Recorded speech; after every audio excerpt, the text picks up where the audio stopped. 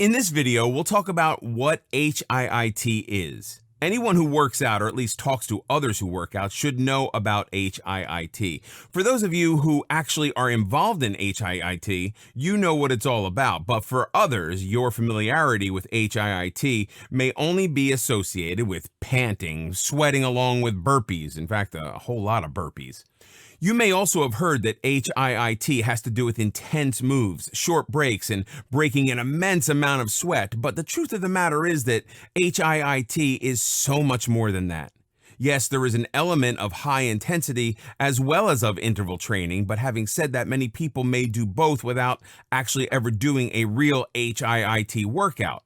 So, to clear out the confusion, here is what HIIT truly looks like.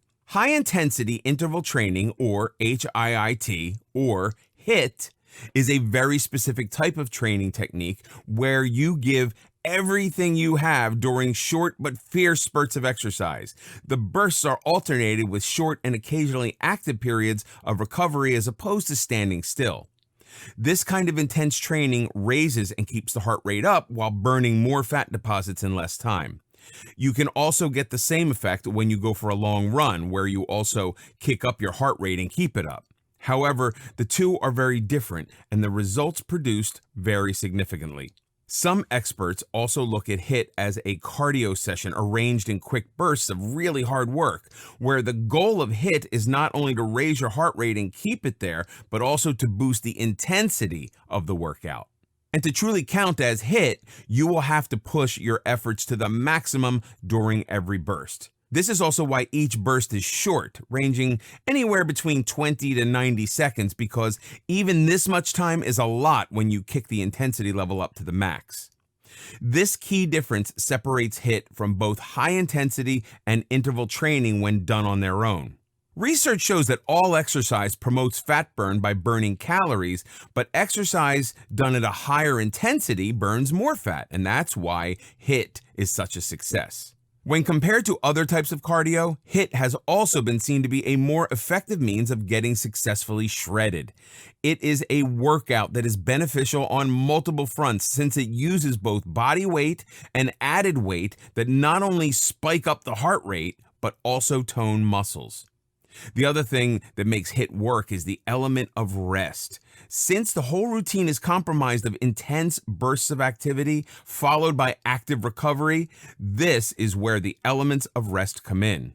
Resting between each set is an essential part of the workout, because if you do not take time to recover, you will not be able to manage the next burst properly. Since you're performing at an intense level, you are forcing your body to do something it is neither used to nor comfortable with. So when the rest component comes on, you need to give it the time to prep itself to perform at its max during the next high-intensity spurt. When done correctly, HIIT is beneficial for losing fat, staying lean while adding muscle, and for improving endurance. The science behind HIIT. As mentioned earlier, HIIT aims to induce overload. That is to say, by going through strenuous exercise, training fatigues the body significantly in the hope for supercompensation.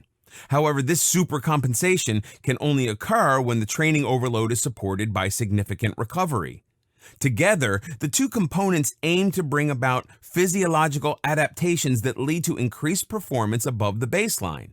Think of it like a car engine after a long trip.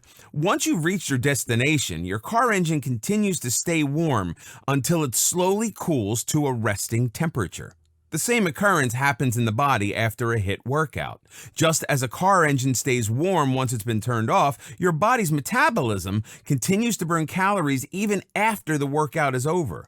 This physiological effect is known as excess post-exercise oxygen consumption, or EPOC. The EPOC effect, also known as the afterburn effect, EPOC helps burn more calories long after finishing your workout. This occurs when the quantity of oxygen consumed after exercise exceeds that of the pre-exercise level. During recovery, energy resources need to be replenished, blood needs to be reoxygenated, while circulatory hormones need to be restored. Plus, body temperature needs to return to normal along with the breathing and heart rates. All these actions need oxygen, and so EPOC experiences an increase in calories post-exercise as compared to pre-exercise. Now, while EPOC is applicable to most types of intense workouts, research indicates that HIIT is the most effective means to trigger the EPOC effect. This is because when you work at a higher intensity and need energy immediately, anaerobic pathways provide the needed ATP at a much faster rate. This is also the reason why high-intensity activity can only be maintained for a brief period of time. So HIIT is effective because high-intensity bouts create anaerobically produced ATP, and once that is exhausted, it needs to replenish aerobically. This also ties in with the fact that EPOC is more affected by the intensity of the workout and not so much its duration. So even when a HIIT workout is done, the body continues to use aerobic energy pathways to replace ATP used up during the session, so boosting the EPOC effect. The higher the EPOC effect, the more calories you burn at rest, and the higher your resting metabolism rate, or RER.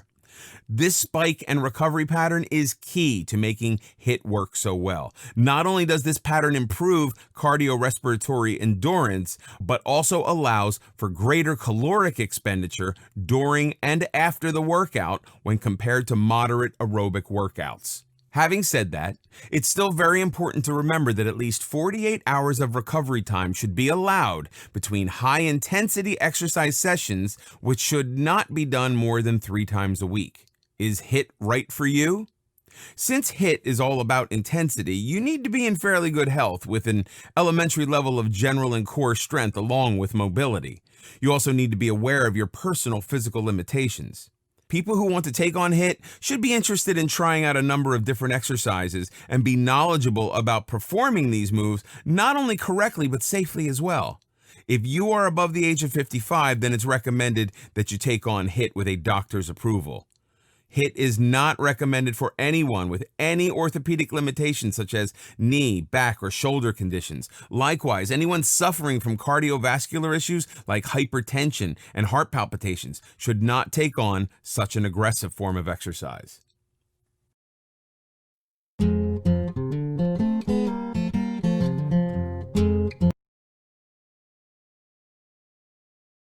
Are you interested in personal development? Subscribe now to this channel. The team here brings you new videos on issues such as online marketing, Microsoft Office, Adobe, internet security, design, photography, and web development. All videos are made by Internet Marketing Europe. Subscribing is free. You can subscribe by pressing the button below.